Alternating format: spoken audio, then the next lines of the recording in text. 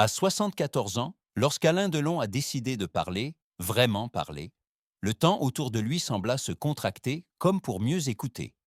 Il était assis dans un fauteuil sombre, le dos légèrement courbé, le regard perdu dans une lumière tamisée qui glissait sur son visage comme une ombre ancienne. On aurait dit un homme revenu de tout, sauf d'une seule chose, ce souvenir qu'il avait porté comme une cicatrice silencieuse. La pièce était calme, presque trop calme, et l'on percevait dans son souffle une hésitation que même les caméras n'avaient jamais capturée. Delon n'est pas un homme de confession. Toute sa vie, il a opposé le silence à la curiosité du monde, le mystère aux questions, la distance aux attentes. Mais ce jour-là, quelque chose avait changé. Peut-être parce que les années avaient adouci les rugosités de son âme. Peut-être parce qu'il savait qu'à son âge, certaines vérités méritent enfin d'être libérées. Ou peut-être simplement parce qu'il n'avait plus la force de porter seul cette affection que personne ne soupçonnait vraiment. Il passa une main lente sur son visage, comme pour effacer le masque du comédien, et révéler un homme qui avait aimé plus profondément qu'on ne l'imaginait. Sa voix, lorsqu'elle s'éleva, était presque un murmure. « Il y a une femme que je n'ai jamais oubliée. » Ces mots tombèrent comme une pluie fine, silencieuse, sur le cœur de ceux qui l'écoutaient. Ce n'était pas une déclaration orchestrée, ce n'était pas une phrase conçue pour émouvoir. C'était une vérité qui lui échappait enfin, après des décennies à s'accrocher à lui comme un souffle retenu. Son regard se perdit alors vers un point invisible, quelque part entre le passé et ce qu'il lui restait de présent. Là, dans cette fissure du temps, vivait encore l'image d'une femme. Il ne prononça pas son nom, pas encore. Il évoqua seulement un visage, une silhouette, un parfum qui persistait comme une ombre douce dans les couloirs de sa mémoire. On voyait dans ses yeux quelque chose se défaire, une tension ancienne s'apaiser. Il avait aimé cette femme, non pas comme on aime sous les projecteurs, mais comme on aime lorsqu'on n'a plus rien à prouver. Un silence traversa la pièce, un silence lourd et tendre à la fois. Puis il ajouta d'une voix encore plus basse, « Elle a été, plus que tout. » Un frémissement passa dans l'air. Ce qu'il allait dire maintenant n'était pas seulement une confession, mais une clé, celle qui pouvait ouvrir toute une vie restée dans l'ombre. Sur la table, près de sa main, reposait un petit médaillon fermé, un objet simple, presque banal, mais qui semblait contenir une histoire entière. Et c'est là que tout allait basculer, sans qu'il le sache encore. Bien avant que le monde ne le surnomme le guépard, longtemps avant que son regard n'habite les écrans comme une présence indomptable, Alain Delon n'était qu'un jeune homme insouciant traversant la vie avec une fragilité que personne ne soupçonnait encore.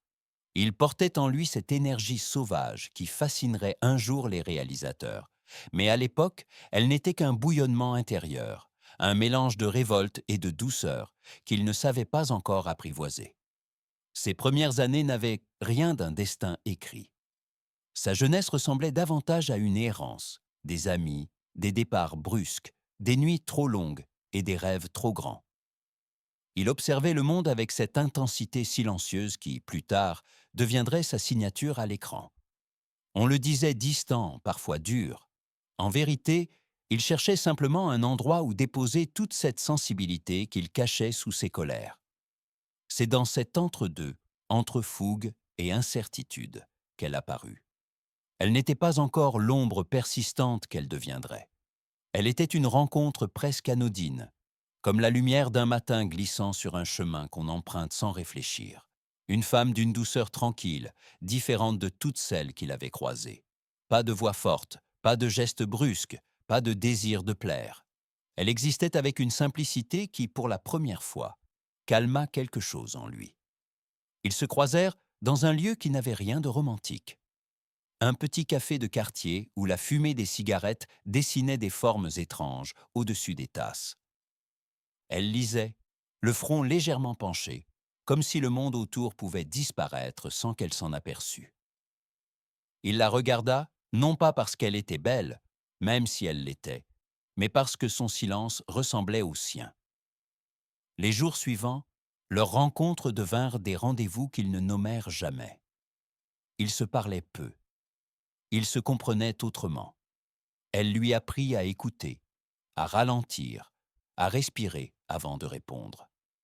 Il lui apprit à sourire d'une manière qu'elle croyait perdue. Il y avait entre eux un accord muet, une alchimie invisible qui ne demandait ni promesse ni explication. Dans les rues de Paris, ils marchaient souvent côte à côte, sans se toucher. Mais dans cet espace ténu entre leurs épaules régnait une complicité plus forte que n'importe quelle parole. Elle lui montra des endroits qu'il n'aurait jamais remarqués. Une librairie cachée derrière un porche, un pont où la lumière du soir semblait trembler sur l'eau. Un cinéma minuscule où les sièges grinçaient, mais où les films avaient quelque chose de vrai. Un soir, elle lui offrit un médaillon, rien de précieux. Un objet discret, presque trop simple pour être offert à quelqu'un comme lui. Elle lui dit seulement « Garde-le, pour quand tu oublieras de te souvenir ». Il avait ri doucement, sans comprendre la profondeur de cette phrase.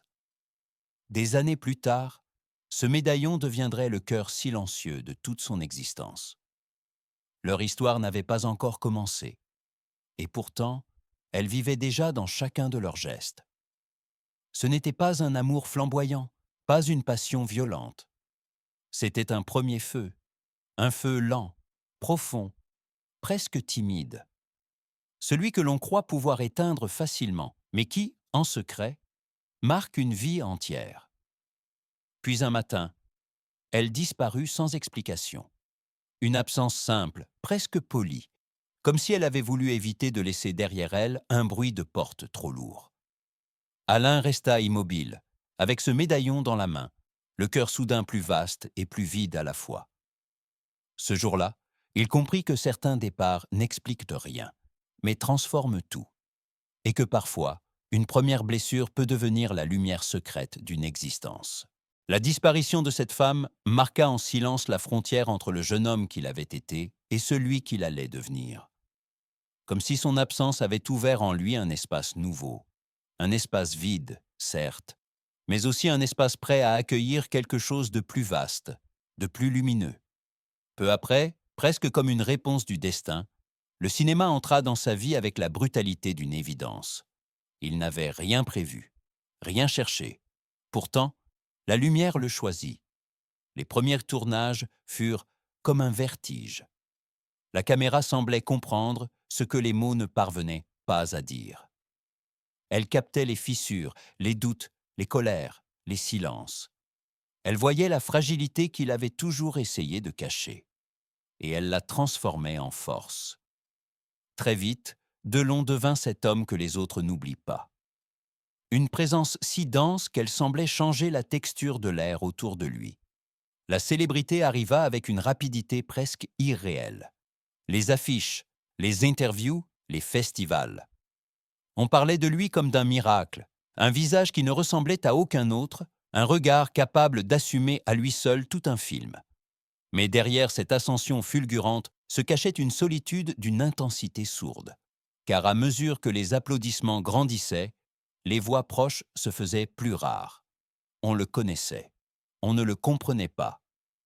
Dans les coulisses, il lui arrivait d'ouvrir discrètement le médaillon qu'elle lui avait offert. Il n'y avait rien à l'intérieur, rien d'autre qu'une minuscule poussière de souvenirs. Pourtant, ce vide-là le ramenait à elle plus sûrement que n'importe quelle photographie. Il le refermait toujours avec une lenteur presque religieuse, avant de remonter sur scène ou d'entrer dans un plan. Il y eut des femmes, des passions, des nuits brillantes. Il y eut des regards qui le désiraient et des bras qui le retenaient. Mais aucune présence ne sut jamais remplir sa solitude. Chaque film le poussait plus haut. Chaque récompense élargissait encore davantage la distance entre lui et les autres. On l'admirait, on le célébrait, on le désirait. Pourtant, plus la lumière l'éblouissait, plus il sentait l'ombre de son absence à elle grandir en lui. C'était une ombre douce, presque familière, qui ne blessait pas mais creusait, lentement, patiemment. Au sommet de sa gloire, après une première triomphale, il passa dans un long couloir désert. Les applaudissements résonnaient encore derrière lui comme une mer lointaine. Devant, il n'y avait que le silence. Il posa une main sur le mur froid, respira lentement et comprit soudain que l'homme acclamé par des milliers n'était attendu par personne. Dans le bruit de la gloire, il commençait à ne plus s'entendre. Parfois, après une scène difficile, il restait seul dans un studio vide. Les projecteurs refroidissaient lentement, émettant de petits craquements qui résonnaient comme des souvenirs. Il s'asseyait, fermait les yeux, et un instant, il se demandait ce qu'elle aurait pensé de l'homme qu'il était devenu. Aurait-elle reconnu ce garçon qu'elle avait connu, ou bien l'aurait-elle vu disparaître derrière l'icône que le monde célébrait? Un soir, alors que Paris brillait sous la pluie, il marcha longtemps, les mains dans les poches. Dans l'une d'elles, le médaillon. Dans l'autre, un vide qu'aucune victoire n'avait jamais su combler. C'est dans cette fracture silencieuse, au cœur même de son succès, que le souvenir d'elle recommença à respirer, et qu'il comprit que certaines absences ne s'effacent pas. Elles attendent simplement leur heure. Il fallut des années, des tournages, des voyages, et une infinité de regards croisés pour qu'elle réapparaisse dans sa vie. Non pas comme une apparition romantique, mais comme un hasard si précis qu'il semblait orchestré par une main invisible. Un soir d'hiver, alors qu'il sortait d'un dîner officiel, il la vit à l'autre bout de la salle. Elle n'avait presque pas changé. Son visage portait le même calme, cette manière rare de se tenir là où les autres s'agitent. Elle se tourna, leurs yeux se rencontrèrent, et le passé redevint présent en une seule seconde. Il sentit quelque chose se fissurer en lui. Non pas une douleur, mais une reconnaissance profonde, brutale, immédiate. Comme si son cœur, qui avait appris à se taire pendant des années, retrouvait soudain la mémoire de sa propre voix. Elle s'approcha. Ils ne parlèrent pas d'abord. Le silence les accueillit comme un vieil ami, un silence qui n'avait pas vieilli. Ils sortirent ensemble dans le froid, sans décider de l'endroit où ils allaient. Leurs pas résonnaient sur les trottoirs mouillés. Elle avait gardé cette démarche douce qui, autrefois, avait apaisé ses colères. Il avait gardé ce mélange étrange de force et de fragilité qu'elle avait été la seule à comprendre. Ils s'assirent sur un banc près de la Seine. Leurs mains ne se touchaient pas encore, mais tout en eux semblait déjà renoué. Il apprit qu'elle avait eu sa vie, ses joies, ses départs, ses blessures. Elle apprit qu'il avait connu la lumière, mais aussi une solitude si dense qu'elle se glissait parfois jusque dans ses rêves. Ils parlèrent longtemps, doucement, comme si chaque phrase était une façon de réparer le temps perdu. Leurs mains se frôlaient plus qu'elles ne se touchaient. Le monde autour semblait disparaître. Il ne restait que le battement de deux cœurs en sursis. Cette nuit-là, ils ne se promirent rien. Les promesses ne leur avaient jamais convenu. Ils se contentèrent d'être là, ensemble, dans un espace qui ne devait rien à personne. Ce qu'ils vivaient n'avait rien d'un amour flamboyant. C'était un amour plus profond, plus ancien, un amour qui se souvenait. Les semaines qui suivirent furent comme une parenthèse secrète. Il la retrouvait parfois après un tournage, parfois au détour d'une balade. Ils ne cherchaient même pas à cacher leur lien, mais ils n'avaient pas besoin de l'exposer. Elle entrait dans sa vie comme une respiration, comme une lumière basse qui éclaire sans aveugler. Il entrait dans la sienne comme un refuge, comme un lieu où elle n'avait pas à justifier son existence. Un soir, dans son appartement silencieux, elle lui demanda « Pourquoi as-tu gardé le médaillon ?» Il ne répondit pas tout de suite. Il le sortit de sa poche, le posa entre eux et dit simplement « Parce que c'est la seule chose qui ne m'a jamais quitté. » Elle sourit. Un sourire triste, mais vrai. Un sourire qui disait qu'elle comprenait ce qu'il ne disait pas. Mais chaque battement rapprochait aussi leur fin. Car leur histoire était trop chargée de passé pour appartenir entièrement au présent. Ils s'aimaient avec la maturité de ceux qui savent que rien n'est éternel. Ils s'aimaient avec la discrétion de ceux qui ont trop souffert des adieux. Ils s'aimaient avec une intensité calme, presque douloureuse, parce qu'ils savaient qu'un jour, l'un des deux partirait. Leur rupture ne fut pas un drame. Ce fut une nuit silencieuse. Une nuit où ils se regardèrent longtemps avant de se dire ce qu'ils savaient déjà. Leurs chemins ne pouvaient pas se rejoindre, même s'ils avaient été faits l'un pour l'autre. Il la serra contre lui, longtemps, avec cette force lente qui tente de retenir le temps. Elle posa une main sur son visage, et son regard avait cette lumière qui semble bénir avant de s'éteindre. Quand elle s'éloigna, il ne chercha pas à la retenir, parce que certains amours ne sont pas faits pour durer, ils sont faits pour marquer. Leur histoire n'eut pas de fin, seulement une pause qui dura toute une vie. Les années avaient continué de passer, laissant derrière elles des films, des visages, des chapitres que le public croyait connaître par cœur. Mais derrière l'icône, derrière l'homme au regard d'acier et aux répliques devenues mythiques, il y avait un espace que personne ne soupçonnait. Un espace habité par l'absence calme d'une seule femme. Celle-là même qui avait accompagné ses silences les plus profonds. Celle qui avait marqué son cœur d'une empreinte que le temps n'avait jamais réussi à dissiper. Il ne parlait jamais d'elle, pas par honte, pas par regret, par fidélité peut-être, par pudeur sûrement. Cette histoire n'avait jamais appartenu aux journaux. Elle n'avait jamais eu besoin de titres, de clichés volés ou de rumeurs. Elle avait existé dans l'ombre, dans ces endroits où la lumière ne peut pas blesser.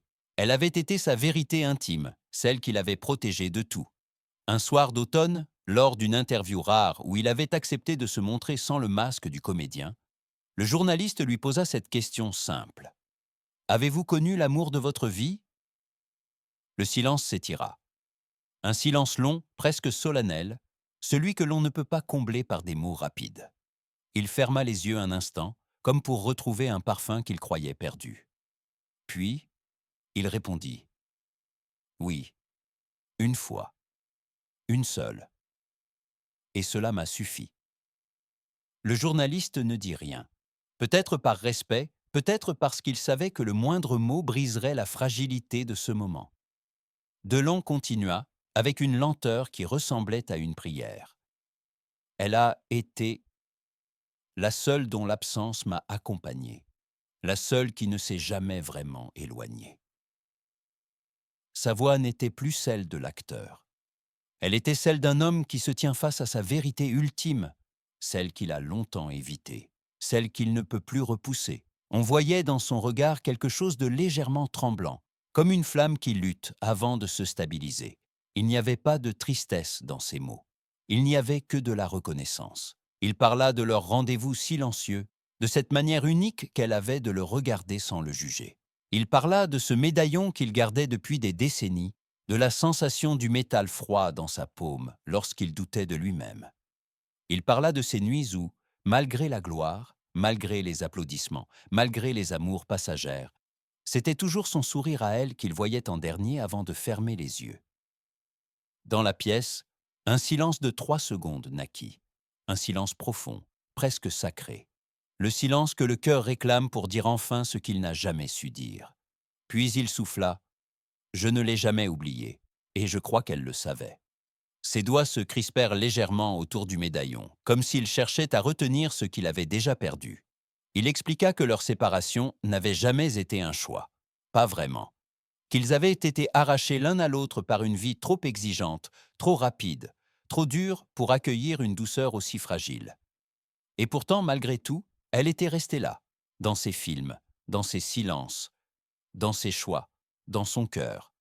Il ajouta d'une voix que la lumière adoucissait. « Vous savez, on peut aimer plusieurs fois, mais on n'a qu'un seul amour, le vrai, le premier qui a su nous regarder, celui qu'on ne remplace jamais. » Ce soir-là, après l'interview, il rentra seul. Il s'assit près d'une fenêtre où tombait une pluie fine. Le médaillon était posé sur la table. La bougie à côté brûlait lentement. Il contempla la flamme trembler comme un souvenir. Et dans ce tremblement, il retrouva tout ce qu'ils avaient été. Les années avaient fini par déposer sur ses épaules un voile que même la lumière des studios ne parvenait plus à dissiper. À présent, lorsqu'Alain Delon se regardait dans un miroir, il ne voyait plus l'homme que le cinéma avait façonné, ni les rôles qui avaient façonné sa légende. Il voyait un visage marqué par les choix, par les départs, par les silences, et surtout par la trace indélébile d'une seule femme, celle qu'il n'avait jamais pu effacer. Il vivait désormais dans une maison baignée d'un calme presque irréel. Les murs gardèrent l'écho de ses anciennes batailles, mais l'air, lui, ne portait plus que la lenteur d'une fin de vie apaisée. Le médaillon reposait sur une table près de la fenêtre, toujours ouvert, comme si le vide à l'intérieur avait fini par devenir une part essentielle de son histoire. Parfois, il passait le bout des doigts sur le métal froid, non pour se rappeler, mais pour remercier ce passé qui l'avait accompagné. Il ne cherchait plus à combler les manques. Il n'attendait plus rien du monde. Ce qui restait, à cet âge où la mémoire devient un continent fragile, c'était une forme de gratitude silencieuse. Gratitude pour l'amour qu'il avait vécu. Gratitude pour ce qu'il avait perdu aussi, car la perte avait donné un poids nouveau à ses souvenirs. Il marchait parfois dans le jardin, lentement, observant les feuilles qui tombaient sans bruit. Dans la lumière dorée des fins d'après-midi, il comprenait que l'amour véritable n'a pas besoin d'être partagé pour exister. Il suffit qu'il ait éclairé une partie de notre vie pour qu'il en demeure la plus belle vérité. Cette femme n'était plus là depuis longtemps, mais son absence était devenue une présence douce, une respiration invisible qui avait rythmé son existence. Un soir, en fermant les volets, il murmura presque pour lui-même « J'ai aimé, c'est tout ce qui compte ». Il demeura un moment immobile, écoutant le vent passer entre les arbres. Puis une pensée lui vint, une pensée simple, mais qui semblait englober toute une vie. Et si aimer, c'était apprendre à laisser vivre les souvenirs sans les retenir? Et si le silence, parfois, était la plus sincère des confessions? La dernière lumière du jour glissa sur le médaillon. Et quelque part, dans le silence, leur histoire continuait encore.